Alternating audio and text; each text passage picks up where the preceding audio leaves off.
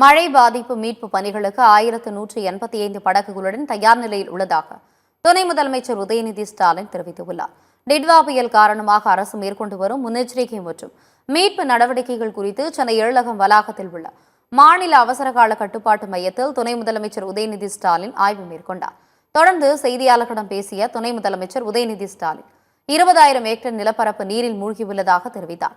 மழை பாதிப்பு மீட்பு பணிகளுக்கு 1185 படகுகளுடன் தயார் நிலையில் இருப்பதாக கூறினார். பணிகளுக்காக 1185 படகுகள் தயார் நிலையில் வைக்கப்பட்டுள்ளன. உயிரிழப்புகளை தவிர்க்க வேண்டும் என்று நம்முடைய அரசு முழு வீச்சில் செயல்பட்டு கொண்டிருக்கிறது.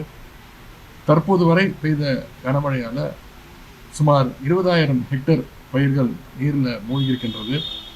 இது தொடர்பான கணக்கெடுப்பு வெள்ளம் வடிந்ததும் நடத்தப்படும். கனமழையின் காரணமாக அதிக மழையை எதிர்கொண்ட மாவட்டங்களில் 26 கேம்ப்ஸ் நிவாரண முகாம்கள் அமைக்கப்பட்டுள்ளன. இதைத் தொடர்ந்து சென்னை மாநகராட்சி சார்பில் மேற்கொள்ளப்பட்டு வரும் நடவடிக்கைகள் குறித்து ரிப்பன் மாளிகையில் உள்ள கட்டுப்பாட்டு மையத்தில் துணை முதலமைச்சர் உதயநிதி ஸ்டாலின் ஆய்வு மேற்கொண்டார். ஆய்வின் போது சென்னை மாநகராட்சி கட்டுப்பாட்டில் உள்ள சுரங்க பாதைகளின் நீர்த்தேக்கம் எவ்வாறு உள்ளது, தாழ்வான பகுதிகளில் தேங்கும் மழைநீரை அகற்றுவதற்கு என்ன நடவடிக்கைகள் மேற்கொள்ளப்பட்டு வருகிறது என்பது குறித்து துணை முதலமைச்சர் உதயநிதி ஸ்டாலின் மற்றும் அமைச்சர் KKSSR ராமச்சந்திரன் ஆகியோர் ஆய்வு மேற்கொண்டனர்.